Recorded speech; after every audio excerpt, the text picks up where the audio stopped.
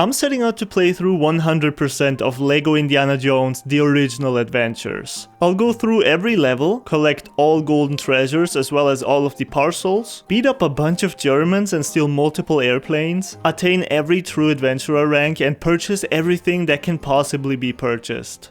I began my journey at 0% completion in the year 1936, by going on an expedition to South America on the search for treasure. This was episode 1, which was based on the events of the first Indiana Jones movie, Raiders of the Lost Ark.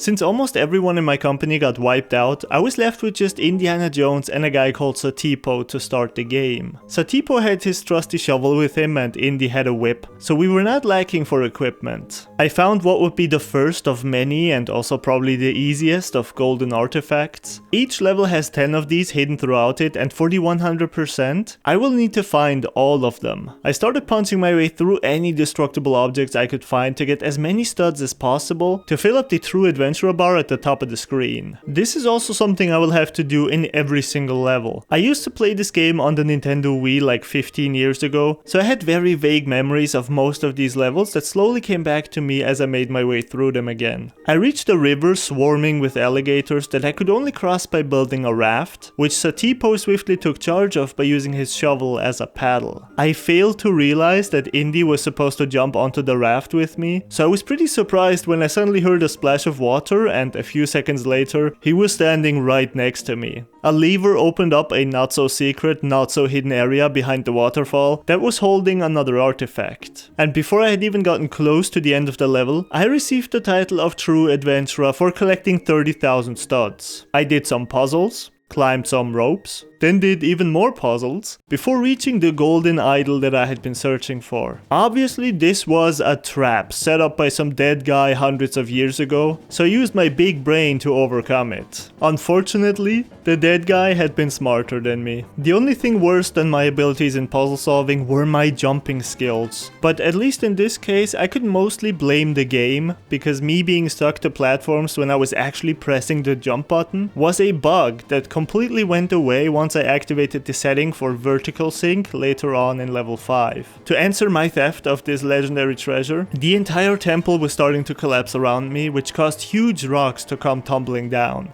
I discovered a statue that I couldn't interact with because I didn't know the correct gang signs, but I didn't have much time to consider this anyways because a massive boulder was trying to get back that treasure. I missed out on a beautiful artifact because I accidentally switched to Satipo, who was already further ahead at the point where this section transitioned into the next cutscene. Some rival archaeologist was demanding I hand over the treasure, and he did not believe me when I suddenly pulled out the golden head of C-3PO, which would have undoubtedly been more valuable than anything you could have found on Earth anyways. It seemed like Satipo had been on his side the entire time, and the natives began hunting me down when I tried to run away. It's not obvious to me why they were okay with helping one white man chase after another white man, but okay, they probably knew what they were doing. By picking up their spears from the ground, I managed to snag myself yet another treasure, before using my new friend Jock and his pocket wrench to repair the airplane that would take us away from there. The level end screen showed me all of the beautiful things I had earned. 3 characters for my collection, the True Adventurer rank which rewarded me with additional cash, and 7 out of 10 artifacts. Once you finish a level, you unlock free play, which allows you to go through it again using any characters you want. And this is important when trying to grab all of the collectibles, since many of them can only be gotten in this way. But I decided to leave the free play for after the story, so instead, it was time for Professor Jones to go on a brand new adventure high up in the mountains involving a dark-haired lady by the name of Marion. We were in what seemed to be her very own tavern, and for some reason, she was perfectly fine with me destroying all of her furniture and stealing any change or artifacts I found between the cushions. Some guys had followed me all the way up here and promptly staged a boss fight, presumably to get at Marion's necklace. The guy with the hat was my main target, and I could only hit him by throwing objects his way. We're still talking about a LEGO game, however, so this fight was pretty easy. Eventually those bandits went off again, but unfortunately, Marion's tavern did not survive the fight.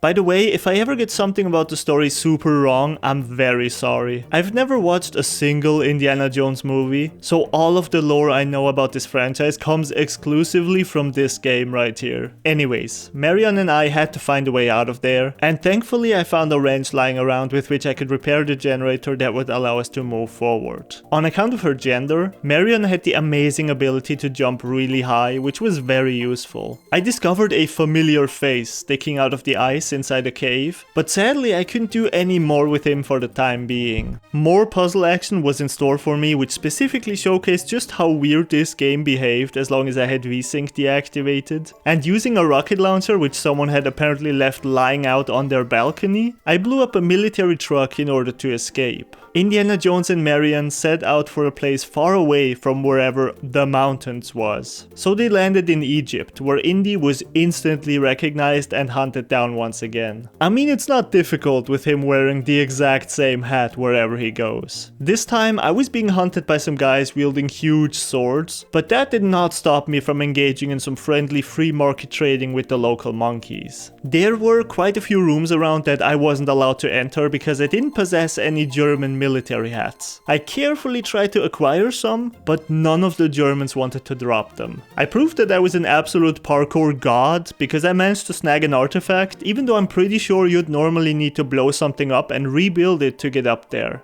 I finally got my hands on the sweaty, smelly hat of a soldier, and although it did not occur to me to try and go back to all of the previous rooms that I had been locked out of, I did manage to infiltrate this courtyard which had a broken down truck in it. Now, I would never dare say that my engineering was as good as that of a pure-blooded German man, but I got that truck back up and running and decided to take off before anyone could offer me a job. I had to proceed on foot, which allowed these bandits to engage me in a true fight to the death. Well, that works, I guess. In the meantime, Marion got kidnapped and luckily dropped her super important artifact. She then proceeded to literally die, although maybe not as literally as Indy would have thought. The professor had no choice but to replace Marion with Salah in every avenue of life, so we traveled out into the desert in search for some secret. Marion's medallion seemingly had something to do with that, and before I knew it, I found myself in a tomb full of snakes. And Indiana Jones hated snakes, so whenever they were around, I had to use Salah to take care of business. Although I couldn't help but wonder how all of these snakes were finding enough food to survive down here. This place was just full of puzzles from beginning to end. I was almost constantly in the process of carrying something, turning something, occasionally punching some spiders, jumping between platforms that I had to turn using the other character, which was creative, but admittedly really boring, especially a few hours later when I had to come back here in free play and had to do all of this over and over again. At some point I dug out a book which allowed me to do this riddle on the wall, which was cool enough and which allowed me to uncover the secret and, spoiler alert, totally cursed golden sarcophagus that had been locked in here for a damn reason, and which we were now happily transporting out of there. Unfortunately for Indy, the Germans now stole Salah as well, but at least they were kind enough to safely return Marion. Just look how happy she was to see him again. Indy did the patented angry fist shake, and it was now up to me to find a way out of this mess. I was honored to do more puzzles, which were fun to do for the first time, but dreadfully boring whenever I had to redo them later. And at some point I wanted to do a puzzle where I had to carry something over a pit full of spikes that I expected would sting me in horrific ways before I could ever make it across, then wrote it off as impossible and left, before walking back and legitimately giving it a try, only to realize that I didn't have the book anymore and that I would have to do this in free play. I triggered a boss fight against a massive snake, which interestingly Indy did not seem to be that scared of, and killed it very effortlessly by chucking torches at it. Then I accidentally ended the level by shoving a brick through the wall, way before I was done exploring all that I had wanted to explore.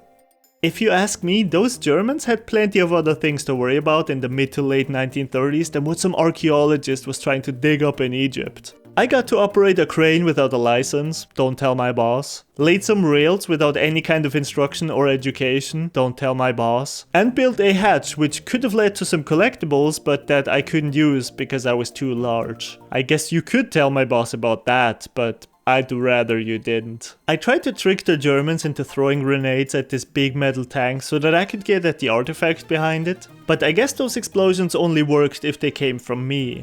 Those guys were actually trying to take off with the sarcophagus, and they had a big, bald boxer at hand to buy themselves some time. Simply by watching my gameplay, you would know that Indy and Marion were under immense time pressure as those Germans were probably already driving away with the treasure, because I went all around the arena to find some more collectibles and money for myself. When I finally honored this bald man that surely would have developed a mean sunburn in like no time with a fight, I could only damage him by holding an anvil in my arms.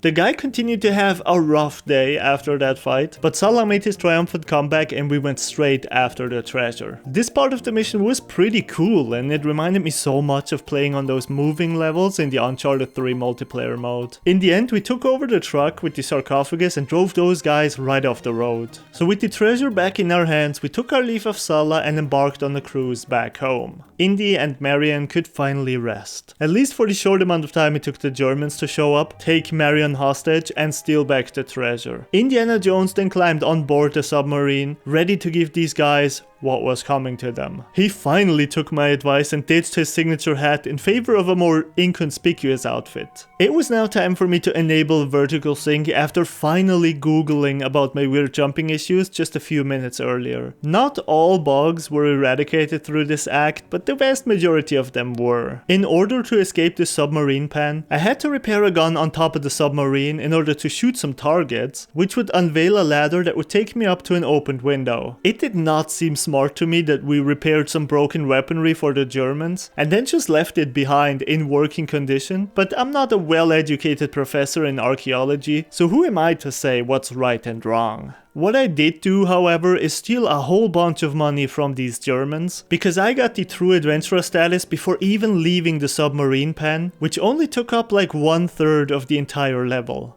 I had to press a number of buttons down in the correct way to get a few rocket launchers that I needed to reach the next area, but before I continued, I put in a different combination to unlock an artifact as well. Unfortunately, the ambush that I tried to undertake on these bad guys was also ambushed. So I was dragged into a boss fight against a character that I had not seen in any level or cutscene leading up to it. This fight was practically like a normal level in which I had to dig, build, and climb stuff to make progress. But the fact that each boss fight in this game was so unique was honestly pretty cool, even though they were also very easy for the most part. Of course, Indy beat the guy up with no issues at all, but guns always hit a little differently in cutscenes, so we were probably tied up while those idiots opened the cursed sarcophagus and unleashed a whole bunch of evil spirits that casually killed every single person around, except Indiana Jones and Marion, because this would have been a short game otherwise. Professor Jones returned home as a success. The sarcophagus was properly locked up in a warehouse, I had completed 17.8% of the game thus far, and everyone lived happily ever after.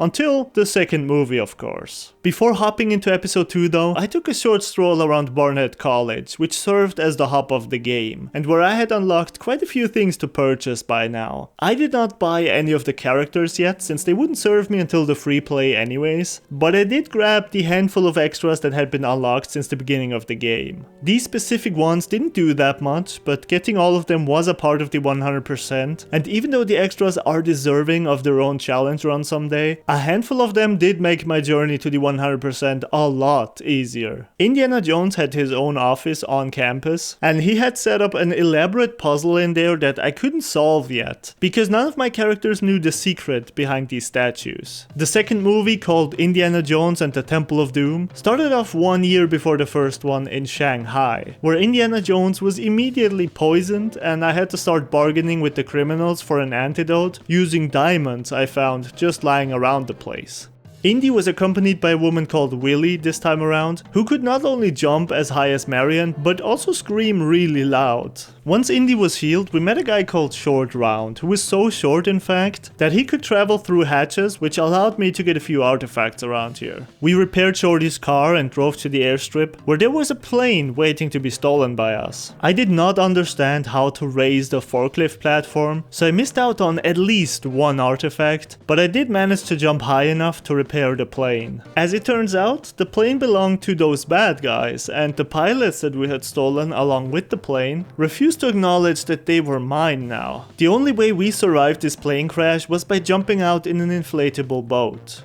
We landed in a jungle where the elder of some village found us. He told us a horrifying creepypasta of a turban-wearing giant that was murdering people or something, and then pointed us towards a nearby palace. I got to ride on elephants that mowed down anything they walked over, and could even carry objects using their trunks. After a short trip downriver, I dug out an artifact piece before having Short Round teach these gators some manners. Then I found another one, but I had lost my shovel by then and had picked the next one up using Willy. But I would have needed Indy to have the shovel, so I just left the artifact where I had found it and moved on. Just like how Indy was afraid of snakes, Willy was afraid of spiders, which often came out of plants that I destroyed. I had to use one of the elephants to weigh down a large pressure plate in order to gain access to this palace. For some reason, I thought that I needed both of them up there, so I walked all the way back down to get the second elephant, and then just normally walked into the palace after nothing happened, as if I hadn't just completely wasted 2 minutes of my life. We were greeted quite pleasantly by the inhabitants of said palace. The food was also most delicious. Oh my god. Later on in free play, I learned that this small guy was the Maharaja, so I think we were in India at this point, and this was probably a pretty important place to be.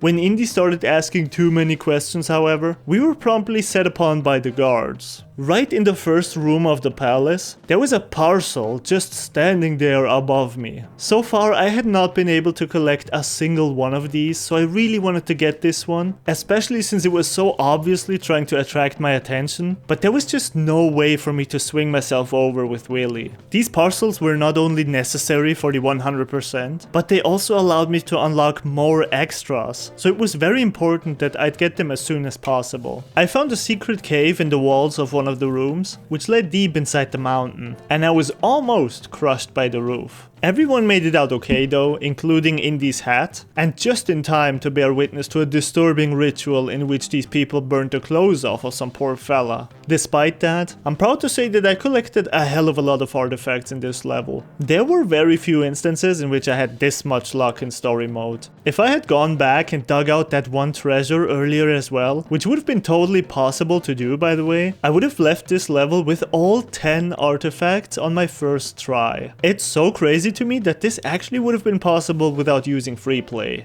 The tribesmen placed some bread-looking things into a giant statue, and Willy was snatched away right next to us, leaving Indy and Short Round all to themselves. It's quite ingenious for the game to place this artifact right at the start of the level, knowing damn well that it had just taken away the only character with which I could have reached it. I did some heavy parkouring over a sea of lava, before trying to steal someone's breakfast and having to watch on in horror as Willy was being sacrificed. In the boss fight that promptly ensued, I finally gained the ability to interact with these statues by stealing the tribesmen's hats, which caused lava to shoot out and damage the bad guy, who did not hesitate too long to blow the hell up. Willy was rescued and I finally got that bread. We were not done dishing out justice in these caves. We did lose Short Round, RIP Short Round, but gained a lot of karma for freeing some slaves. I had to do a lot of carrying in this level, almost too much if you ask me, since that really slowed things down. I entered another boss fight where I fought against the mythical man that the village elder had told me about, but when I beat him a few times, the Maharaja appeared and threw some kind of potion on him that made him much stronger. I rescued Short Round from his prison and sent him up to the Maharaja, whom he promptly beat up until the boy was relieved from his evil spell. Then I had to dedicate myself to the big guy again, and it took me a while to figure out how exactly to damage him. First, I thought I had to punch him long enough until he slipped under the roll. Then I realized I had to use dynamite, but I struggled to reach him without the thing blowing both of my arms off, before realizing that I could just chuck it over the fence, which eventually took him out for good.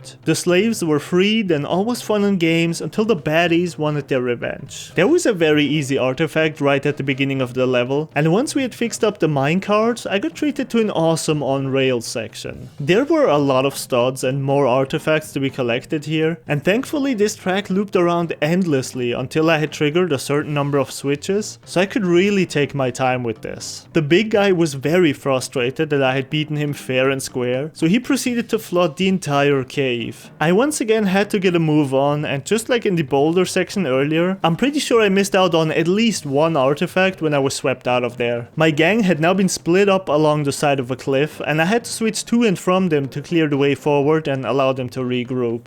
After throwing many more gang signs and engaging in some jumping and running across very narrow pieces of rock, I reached a hanging bridge, which of course was soon surrounded by the tribesmen. There was another boss fight in which I had to steal swords to cut off the support ropes that were holding up the bridge, prompting it to crash down. We were holding on for dear life as the tribesmen were eaten by alligators one after another. Indian Company had survived the battle on the bridge. And this marked the end of episode 2, where Indy was once again living happily ever after with a woman.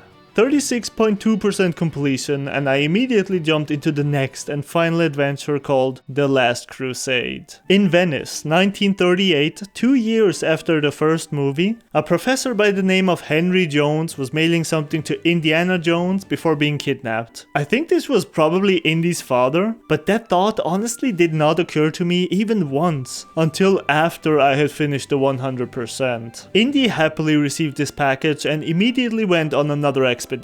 Arriving in some town which I could only assume to be Venice in Italy, we once again met Willy. No, wait, this actually wasn't Willy, as I thought for the majority of this episode. This was a new woman called Elsa, and I think this level was the one that had been preserved in my memory of this game the most out of them all. I did remember it being a lot bigger and having given me more freedom to do stuff, so maybe I was remembering something from LEGO Indiana Jones 2 instead. But in any case, I entered the local library where I caused a destruction of knowledge, rivaling what happened to the Library of Alexandria, before blowing a hole in the ground to enter a cave below the building. There were some catacombs down here with tombs, tribe statues and puzzles. I wonder who put all this junk down here. Elsa was afraid of rats, but just like the other animals, you could scare them away using fire. We uncovered a dusty old tomb that gave us some kind of clue to the treasure, and we should really start positioning some better guards outside the places we enter. I engaged in a boat fight against one of the Indian looking guys, which ended in him almost being torn to shreds, before Indy decided that this was going to be a high honor playthrough. He told us where Henry was being held, and it was a German castle. In case you forgot, we were in 1938 now, which meant we were getting really close to World War II, and the Germans were doing a lot of shady stuff. Indy and Elsa snuck into the castle, and I got sidetracked for a moment by this magnificent piece of art. After making my way through parts of the castle, I stumbled upon my boy Henry, but Elsa was promptly taken hostage by a German officer who demanded I hand over all of my information. Well, wouldn't you know it, the beautiful blonde woman with the German name was actually a German spy. They didn't kill us right away, so literally in the same second they left, we freed ourselves and accidentally put fire to the entire room. I portrayed myself as a German a few times, which was pretty easy considering I'm from Austria. Hey, alles gut, Digga? Before making a smooth escape down a flight of stairs. Somehow we were out on the countryside now, and we used our newfound freedom to tinker around with some motorcycles and go on a boys trip. It was really fun to drive around, destroying everything in my path, although having to get off and kill enemies before they shot me off the bike was a bit annoying at times. Once again, I got brutally taunted by a parcel that I simply couldn't reach, and in general, this was one of my weaker levels as I only got 4 out of 10 artifacts, and I didn't even get the true adventurer rank because I died so much. The final section was also perhaps the hardest fight in the entire game, as I had to destroy a number of rocket launching turrets. I mean, we're still talking about a LEGO game in which dying means basically nothing, but this room alone will be enough to make me think long and hard before ever considering a no damage run in this game. We did not run away from the Germans, however. Instead, we did quite the opposite as Indy went and got his stuff back from Elsa. For some reason, we got on a blimp, which was just swarming with German soldiers. A huge brawl soon broke out in which I threw bottles at the German commander,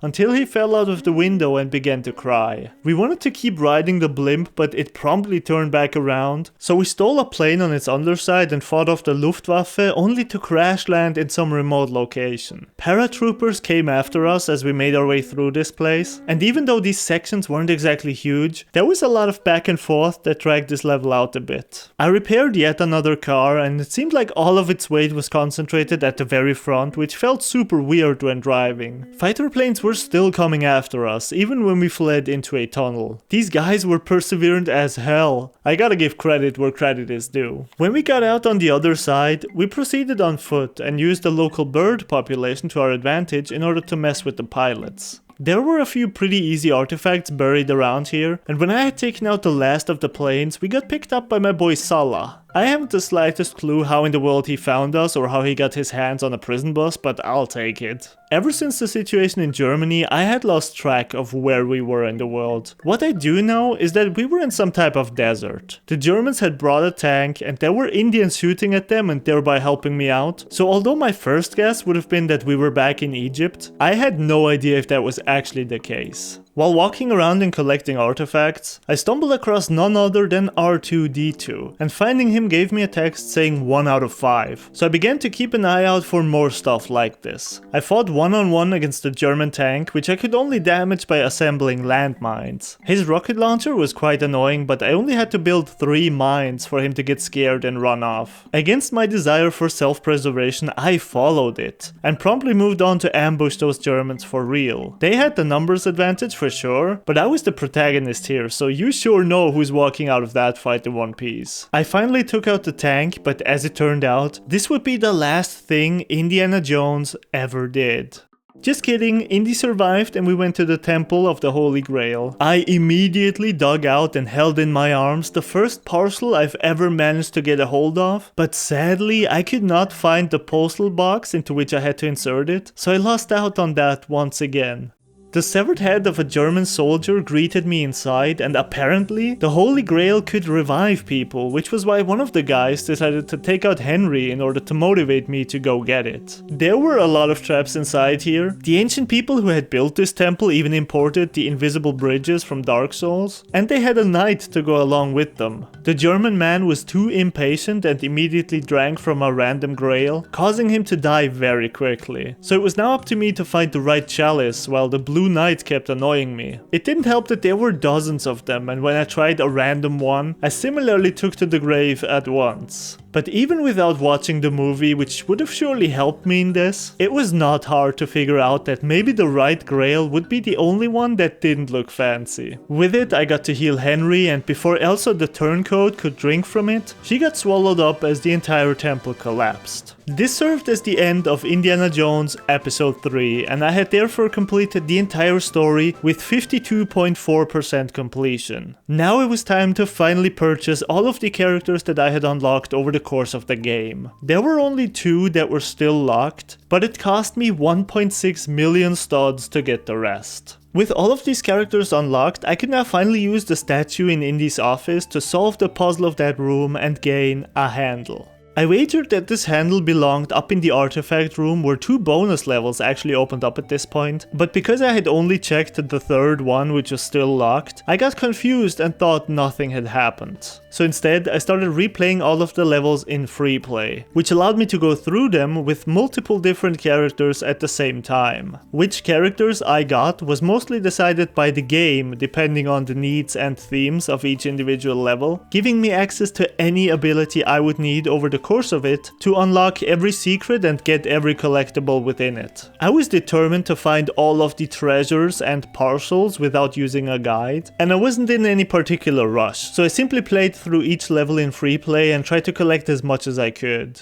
Since I had managed to get so many treasures over the course of the story already, I had a relatively easy time with collecting the rest of them. I sometimes still missed 1 or 2, but I also had the parcels to collect, which were significantly more important to me at this point. In case I haven't mentioned it yet, these parcels were tied to some extras that would be incredibly useful to me while getting the 100%, including an artifact detector, a parcel detector, and stud multipliers. So even if I didn't get 10 out of 10 artifacts in each level I played at this point, I knew that as long as I got the parcels in each level, I could easily go back and replay them again to clean up the rest a bit easier. And thankfully, the vast majority of the collectibles were really not that hard to get. Of course, I purchased most of the extras as soon as I could once I had unlocked them, and most of them weren't very expensive anyways. But I did have to save up some money for the stud multipliers, which cost increasingly more the higher the multiplier was. I found some more Star Wars references. In the very first level I found C-3PO, and using the Scream ability I was finally able to get to Luke Skywalker in that cave I mentioned earlier in level 2. In the next level, I used a book to gain access to a locked door, which led to no other place than the Mos Eisley Cantina. It seemed like it had been redesigned fully from scratch and it just looked awesome. I met Chewbacca in there, and after doing a classic LEGO Star Wars disco puzzle, I was rewarded with this level's parcel as well. The last one I found was Princess Leia, and by having discovered all 5 of them, I unlocked the ability to purchase none other than Han Solo as a playable character, which was a nice reference to the fact that Indiana Jones was also a playable character in LEGO Star Wars, and of course that both Han and Indy were played by Harrison Ford in the movies. Han Solo's face was a bit messed up for some reason, and besides his gun, he didn't really have any abilities, so he was more of an attraction than anything else. Free play is hands down where LEGO games shine the most in my opinion. Especially once you have extras such as fast building or fast shoveling activated, things just become so much more fun, and destroying everything feels much better knowing that you can actually investigate or collect anything you may possibly find. You might think that playing through the levels like this would make them go by a lot faster, but honestly the difference between free play and story mode seemed a lot smaller to me here than in LEGO Star Wars The Complete Saga. LEGO Indiana Jones was really heavy on puzzles and carrying around stuff or doing parkour, and you still have to go through most of that the normal way even once you have all characters and extras at your disposal. So I would be lying if I said that I didn't become a bit bored with some of the levels at this point, especially the handful that I did have to replay 2 or 3 times, even with the artifact and parcel detectors that I eventually unlocked. Certain collectibles were admittedly pretty tricky to get. There was one in Motorcycle Escape that I just could not find no matter how hard I tried, until I drove around on a tractor sometime later, which made me realize that I needed to do the same thing in the other level to get the final artifact. The minecart level also wasn't the easiest to complete. The timing I needed to hit all the right switches at the right moment to get one of the treasures was pretty tight, and it took me a while to realize that destroying enemy minecarts also rewarded me with a treasure, so I made countless loops on this track until I got it. Thankfully, I could ride around as long as I wanted, since I could just choose not to trigger all 5 of the lights that would have ended the level. Shanghai Showdown was pretty confusing as well, because for one, I didn't realize that you could go past this gate which had the parcel hidden behind it, and it also took me too long to finally understand how to use the forklift in order to reach one of the treasures. There was one treasure right at the beginning of Battle on the Bridge that was one of the harder ones in the game for me to get, because I had to reach it before being swept away by the water that was flooding the cave, and it took me a couple of tries to actually make it. I'm pretty sure that LEGO Indiana Jones would have allowed me to simply save and quit a level in free play and keep all of the collectibles I had found in that run, but for some reason I still played to the end almost every time. It just felt like the right thing to do for me.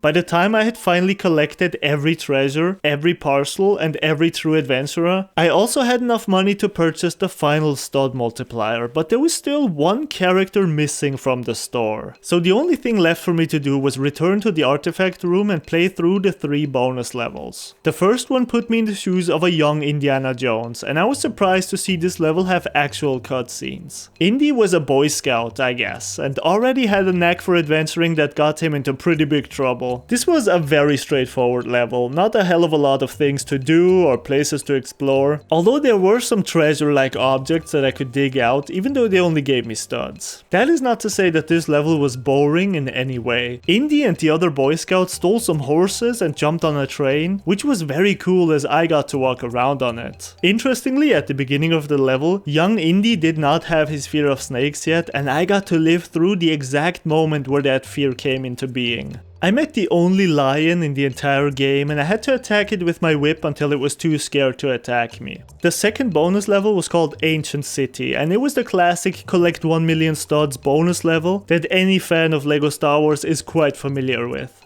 There's not much I can say about this one other than it was quite fun and it had a lot of very creative ways for me to collect those studs. And the final bonus level was the warehouse. Honestly, I had no idea whatsoever what the purpose of this level was, and I still don't. There were a lot of objects lying around here with which I could build my own racetrack. It was painfully slow to do that, however, and if I later decided that I wanted to change the position of some part, well, I'm pretty sure I would have had to reset the entire level level in order to do that. Admittedly, there were some pretty cool things here. The warehouse had a bunch of traffic cones, some guardrails, a ramp and some hoops that I could pick up and place wherever I wanted. But still, the reason for this level's existence was entirely lost on me. There were weapons and vehicles lying around, which was cool I guess, but there just wasn't anything to do with them. And needless to say, collecting 1 million studs in this wasteland seemed literally impossible. I didn't even make half of that before I gave up and googled for what I had to do there. So it seemed like the only way to finish this level was to just shoot a single target over and over again with a rocket launcher until I reached 1 million studs. With 99.7% completion, I walked into the shop and got the privilege to unlock